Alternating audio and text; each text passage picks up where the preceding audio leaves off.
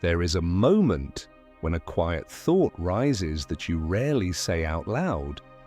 The suspicion that while everyone else seemed to move forward, you somehow missed the window where life was supposed to begin. You look at people your age and see straight lines where your life looks like a spiral. Careers built early, families formed on schedule, certainty arriving on time. And then there is you, still searching, still questioning, still dismantling paths that once looked promising but lost their meaning halfway through. From the outside, it can look like delay. From the inside, it feels like something far more complex is happening. A slow, invisible pressure, an inner weight, a sense that your life refuses to move until it understands why it should move at all. Carl Jung would not call this failure. He would call it a rare psychological configuration, one that is incompatible with early, surface-level success. And here is the truth most people never hear. Some personalities are not designed to peak early. They are designed to mature slowly, deeply, and decisively, often long after others have already spent their momentum. If this resonates, stay with me. Because by the end of this video, you may realize that what you thought was falling behind was actually a form of preparation few people survive. To the outside world, your life can look like a delay. Sometimes it even looks like waste. A path that doubles back on itself. Long stretches where nothing obvious seems to happen. But in the deeper, alchemical reality of the psyche, something very different is unfolding. You are not failing to launch, you are gestating. There are forms of growth that cannot be rushed without collapse. The oak tree does not grow at the speed of grass, and the difference is not intelligence or ambition, it is architecture. Grass spreads quickly because it carries very little weight. Oak grows slowly because it is preparing to hold centuries, storms and seasons that grass will never survive. What looks like hesitation is often the patience required to build something that will not snap under pressure. History has always belonged to those who could tolerate the long underground season. Your timeline feels heavy because it is heavy. It is carrying questions most people never ask. While others were free to move forward on borrowed certainty, you were slowed by the need to understand what kind of life was actually worth living. Darwin spent decades gathering fragments before the idea that changed the world could be spoken without collapsing under its own weight. That need to build something sturdy enough to last didn't come from fear, it came from depth, a psyche that refuses to move until the structure beneath it is sound. This is why the standard markers of success often feel irrelevant to you. You are not racing toward validation, you are orienting toward alignment. And alignment takes time because it requires stripping away borrowed ambitions and inherited definitions until only what is essential remains. So the question is no longer what's wrong with your pace. The more honest question is what kind of weight your destiny is designed to carry, and whether rushing would have broken it before it ever had the chance to stand. Consider the mechanics of your mind not as a flaw to be corrected, but as an architecture to be understood. While others were content to learn the rules and play the game, something in you resisted participation without comprehension. You needed to know why the game existed, who it served, and what kind of person it would turn you into if you committed your energy to it. That question alone has slowed your outer progress, not because you lacked drive, but because your psyche refuses to invest in structures that feel hollow. This is why ordinary life can exhaust you even when nothing dramatic is happening. You don't simply pass through experiences, you metabolize them. Conversations linger long after they end. Emotional undercurrents register even when no one names them. A room can drain you without a single word being spoken because your system is always reading between the lines, decoding what others unconsciously broadcast. You process reality at a higher resolution. Where others skim, you absorb. Where others react, you integrate. Every interaction becomes data, every shift in atmosphere becomes information, and your psyche insists on filing it somewhere deep where it can be compared against memory, meaning, and pattern. This level of processing creates an internal density that can feel like heaviness, especially in a world designed for speed and surface-level engagement. This is why solitude often feels necessary rather than indulgent. Your mind needs time to complete its internal computations. Without that space, your system remains overloaded, like a powerful machine forced to run without ever being allowed to cool down. The computer versus calculator metaphor captures this difference precisely. A pocket calculator is fast because it does very little. It performs one operation at a time and discards everything else. A high-performance computer, by contrast, takes longer to boot because it is running background processes, integrating vast amounts of information before it produces anything visible. To someone watching from the outside, that delay can look like inefficiency. In reality, it is preparation. But here is where the danger appears. When you internalize this slowness as a defect, you begin to doubt your own design. You compare your processing speed to those built for simpler tasks and conclude that something must be wrong. That misinterpretation can lead you to suppress your depth or rush decisions that were never meant to be made quickly. Your gift is not speed, your gift is synthesis. And when you forget that, the very mind that was designed to see farther than most can turn inward against itself. The waiting room can be holy for a season, but it becomes lethal when it turns into a lifestyle. There is a sacred kind of pause that life asks of you when you are rebuilding your inner architecture, when the old identity has cracked and the new one has not yet hardened into form. In that season, waiting is not weakness, it is incubation. It is the psyche gathering its forces, reorganizing its symbols, assembling the invisible scaffolding that will later hold visible action. But the line between gestation and stagnation is razor thin, and many rare souls get caught in what Jung described as the provisional life. A life lived in parentheses, always preparing to live, always rehearsing for the moment when everything finally feels ready, yet never stepping fully into the arena where reality can answer back. The trap is that it rarely looks like a trap. It disguises itself as intelligence. It disguises itself as high standards. It disguises itself as depth. You tell yourself you are gathering insight, refining the vision, reading one more book, healing one more wound, understanding one more layer before you begin. And on the surface, that sounds wise, until you notice how quietly time can slip through your hands when preparation becomes the only form of safety you trust. Somewhere in the background, a smaller, quieter fear begins to grow. Not the fear of failure, which is obvious and loud, but the fear of contact, the fear of the imperfect, unfinished reality that begins the moment you commit. Because commitment collapses infinite possibilities into one specific path, and for the rare personality, that collapse can feel like grief. Potential feels limitless, actuality feels like loss. This is how the waiting room becomes addictive. It offers you the comfort of imagining your future without risking your present.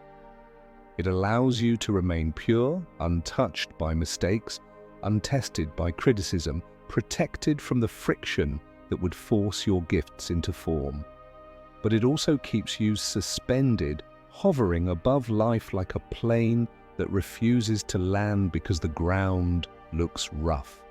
And this is where Jung introduces one of the most dangerous archetypes of all, not because it is evil, but because it is seductive. It whispers that you can stay up here a little longer. It tells you that you are being wise, and if you don't recognize the voice, you can spend your entire life preparing for a moment that never arrives. The Puer Aeternus, the eternal youth, does not mean you are immature or irresponsible. In fact, your intellect is often unusually developed. You think deeply, perceive patterns early, and sense complexities others overlook. The difficulty is more subtle and far more dangerous. Emotionally, there can be a quiet refusal to touch the ground. You remain suspended in potential because committing to one path feels like an act of violence against all the other lives you could have lived. Each decision feels like a door closing forever. And so instead of choosing, you hover, protecting possibility by refusing to collapse it into form. But real life is not infinite, it is specific. It asks you to work with imperfect materials, limited time, and repetitive effort. It requires you to show up on days when inspiration is absent and the result is uncertain. For a mind oriented toward ideals, this can feel like a degradation, as if translating a vision into reality somehow contaminates its purity. So you retreat, not out of laziness, but out of reverence for the ideal. You return to the clouds of thought, imagination, and theory, where everything remains elegant because nothing has been tested. Up there, the vision stays intact, it cannot fail, because it has never been forced to meet resistance. This is the provisional life, and for a while, it feels safe. It offers you the comfort of endless becoming without the risk of being seen in your incompleteness. But safety has a cost. Over time, the air thins. The distance from reality grows, and what once felt like freedom begins to feel like suffocation. That is when the pressure begins, not as punishment, but as physics. You have outgrown your container. The psyche cannot remain suspended forever without consequence. The longer potential is left unexpressed, the heavier it becomes, until it presses inward as anxiety, restlessness, or a dull sense of grief you cannot fully name. Jung understood that the puer does not need to be destroyed, it needs to be grounded. The goal is not to abandon imagination, but to anchor it, to allow vision to suffer the indignity of reality so it can gain weight, texture, and consequence. Without this descent, the eternal youth remains timeless, but sterile. This is the turning point where many rare souls falter. The fear is not that you will fail if you commit. The deeper fear is that you will succeed, and in doing so, become real. Because once you touch the ground, you cannot pretend forever, and yet only by touching the ground can your life finally begin to move. Jung described a turning of the mind, a metanoia, that often arrives somewhere between the ages of 35 and 50, though for some it comes earlier or later, depending on the intensity of their inner life. This is the moment when the psychic energy that once flowed inward toward analysis, protection, and self-understanding must begin to turn outward toward embodiment. For years, your inner world has been the primary arena. You studied yourself, examined your patterns, dismantled inherited beliefs, and learned to see through illusion. That work was necessary, but it was never meant to be permanent. At a certain point, insight without expression becomes weight, and understanding without action begins to suffocate the very mind that produced it. This is when the chrysalis starts to crack. What you experience as restlessness, frustration, or a vague sense of pressure is often the sensation of outgrowing your current form. You are not being punished, you are being compressed. Like a body passing through a birth canal, you are squeezed because you are too large for the container that once kept you safe. The old identity can no longer hold you without causing pain. Here is the paradox that reframes your entire past. The failure to fit in that once felt humiliating may have been protection. If you had succeeded earlier, if you had found a comfortable place inside the structures that never truly matched you, you would have solidified a persona too small for the person you were becoming. What felt like rejection was often preservation. What looked like delay was insulation. The mind resists this moment because it feels like loss. Old explanations no longer work. Old defenses feel thin. The familiar inner strategies that once kept you oriented begin to fail. That is not regression, it is transition. You are being asked to move from understanding life to participating in it, from observing the river to stepping into its current. So how do you cross from insight to mastery? Jung's answer is unsettlingly simple because it removes the comfort of endless reflection. The crossing does not happen through more thinking. It happens through a different kind of courage, the courage to let your inner truth take form in the outer world, even when it feels unfinished, imperfect, and irrevocably real. The cure is work, but not the kind that keeps you numb, busy, and spiritually anesthetized. Jung was not prescribing productivity as a distraction. He was prescribing the only medicine that can bridge the inner and outer worlds, the kind of work that demands friction, because friction is what turns potential into reality. For the rare personality, insight comes easily and endlessly. You can live for years inside the cathedral of your mind, constructing theories, refining visions, improving plans, perfecting identities that have never touched the ground. But the psyche does not mature through thought alone.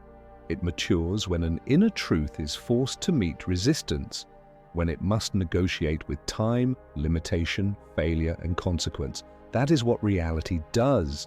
Reality is the anvil, and without an anvil, your gold never becomes a blade. This is what it means to drag heaven into matter. It means taking intuition, so clean, so infinite, so luminous, and giving it a body. It means building something that did not exist before you touched it. It means writing something that can be read when you're not in the room. It means training the body until your nervous system learns discipline, not as punishment, but as devotion. It means shaping a craft that can hold your soul's voltage without burning out the circuitry of your life. This is why so many rare souls feel an almost violent urge to create as they age. The psyche becomes tired of air. It wants earth. It wants weight, texture, consequence, the kind of reality that cannot be imagined, only lived. It wants to stop hovering above life and finally leave footprints in it.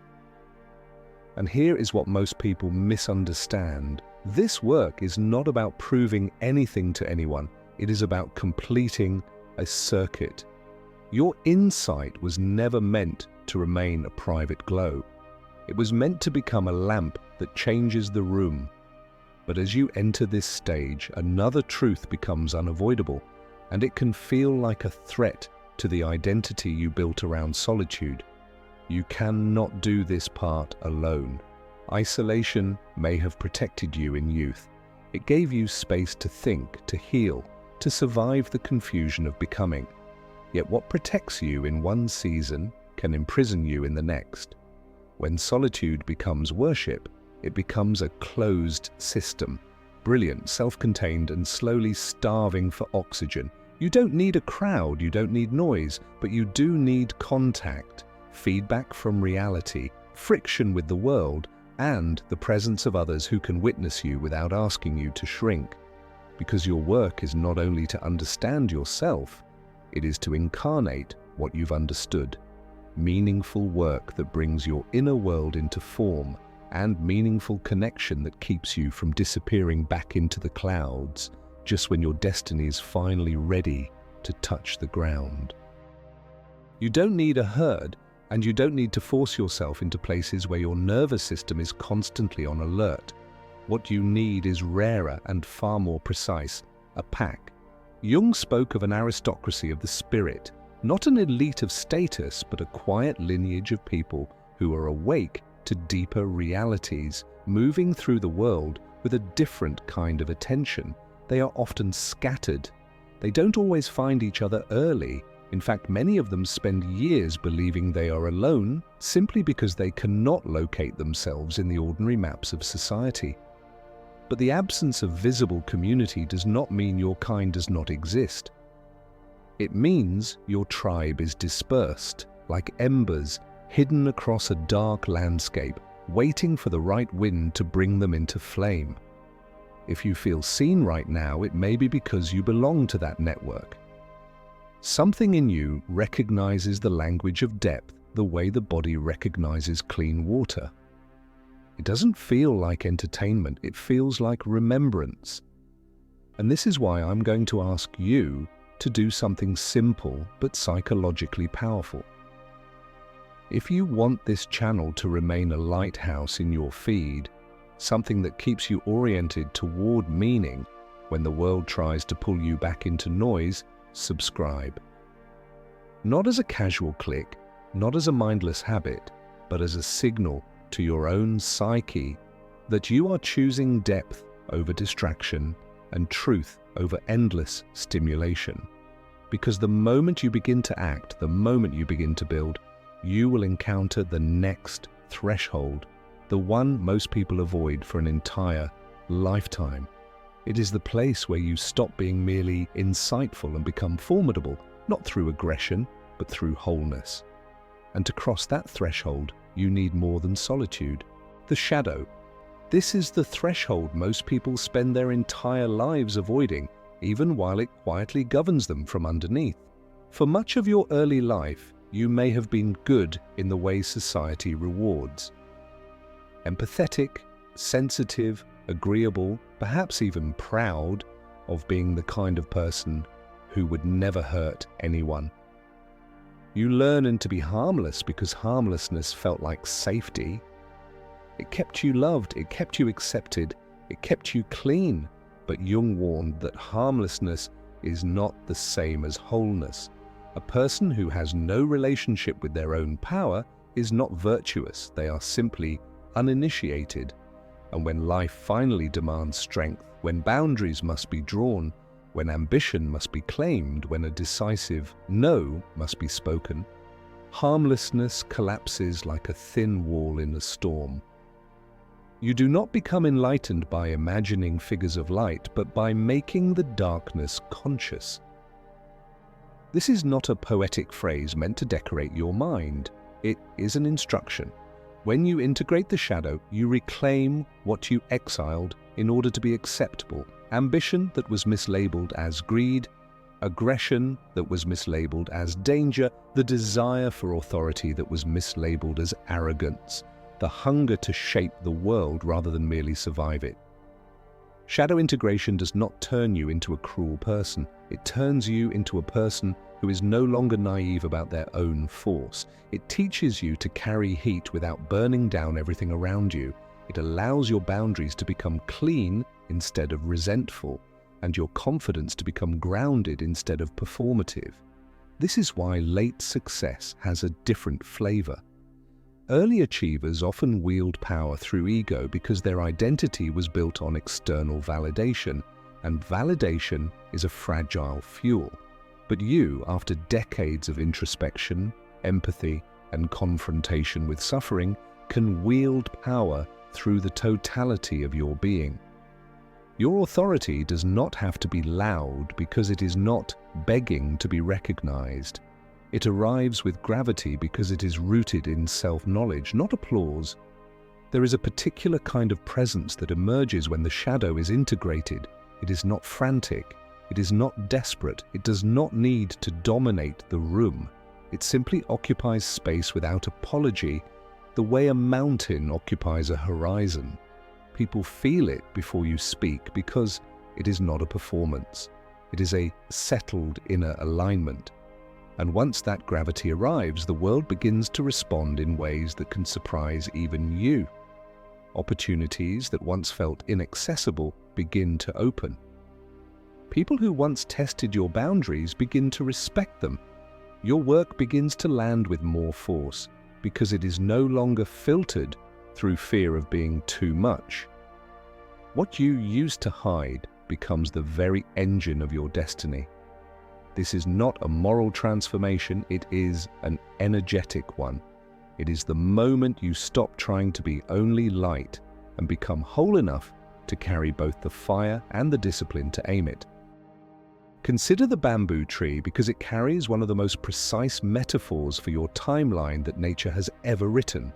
For years, you water it, you protect the soil, you return again and again with faith that feels increasingly irrational, yet nothing visible seems to happen. To the outside observer, it looks like failure dressed up as patience. People begin to assume you're stuck, that you lack discipline, that your effort isn't real because it isn't producing proof. But underground, something entirely different is taking place. A complex root system is spreading quietly, relentlessly, threading itself through the earth like hidden architecture. The bamboo is not wasting time. It is building a foundation strong enough to hold the height it has not yet revealed. And then, when the roots are finally ready, it rises with shocking speed. What looked dormant suddenly becomes undeniable. The growth doesn't ask for permission. It doesn't arrive gradually in a way that makes others comfortable. It erupts. So the question becomes almost philosophical. Did the bamboo grow in 6 weeks, or did it grow for 5 years? This is what you must understand about your own path. Much of your life may have unfolded in a way that looked invisible from the outside. Long seasons where your resume didn't reflect your inner labor. Years that seemed quiet, even stagnant, while your psyche was fighting wars that other people don't even know exist. Periods where you couldn't stay committed to things that lacked meaning, not because you were weak, but because your soul refused to build on hollow ground. You are the bamboo. The silence of your last decade was not empty, it was pregnant.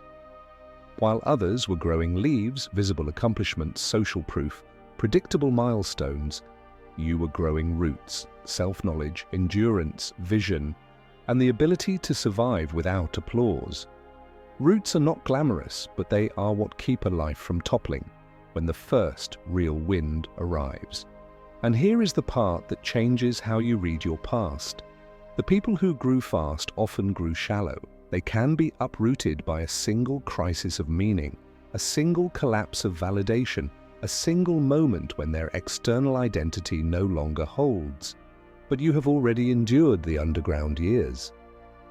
You have already faced the quiet doubts, the long nights, the internal winters.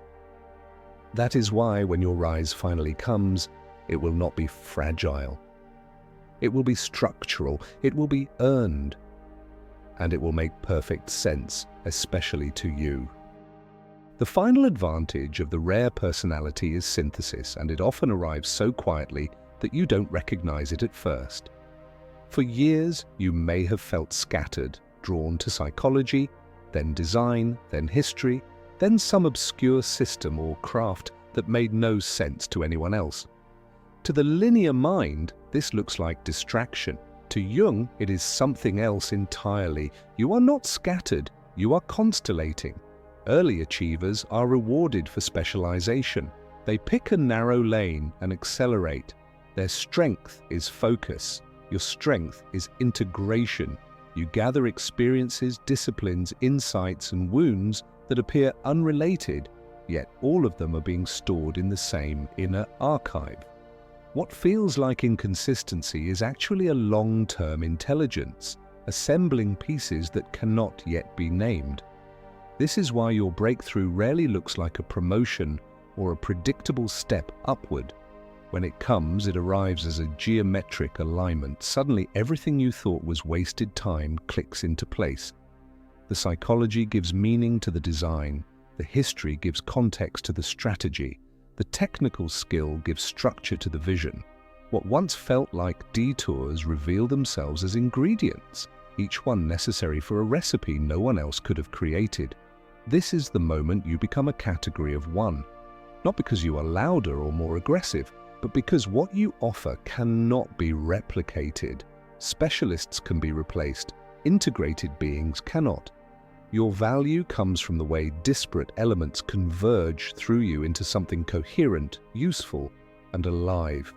And when your inner truth finally matches your outer action, something subtle but unmistakable begins to happen. Life stops resisting you. Synchronicity enters not as superstition or magic, but as alignment made visible. The right person appears at the right time. The right opportunity opens without force. Information arrives precisely when you need it. You are no longer swimming upstream, burning energy just to stay in place. At some point, almost without ceremony, you realize the struggle has changed shape. You are not fighting the current anymore, you are moving with it. And then the realization lands fully. You were never meant to chase the river, you were meant to become it. So do not envy the sprinters. Many of them built quickly because their roots were shallow, and shallow roots rarely survive when the collective enters a crisis of meaning. Speed can create impressive structures, but without depth, those structures collapse the moment the ground shifts. You carry something different. You have the depth of the ocean, shaped by pressure rather than applause. You have the resilience of ancient redwoods, grown slowly through storms most people never had to face. And you have a mind sharpened by the whetstone of silence, refined through years of reflection, endurance, and unseen labor. Your time was never then, even when it felt like it should have been. Your time is now, because now you are heavy enough to stand where you once would have broken. What is rising in you is not urgency, but readiness, the kind that cannot be rushed or borrowed. So tell me in the comments, are you still in the waiting room, preparing for a life that hasn't quite begun? Or have you reached the turning point where insight demands expression? Your answer matters more than you think, not just for you, but for others who are standing at the same threshold. What you've been preparing for is no longer in the future. It is standing in front of you now.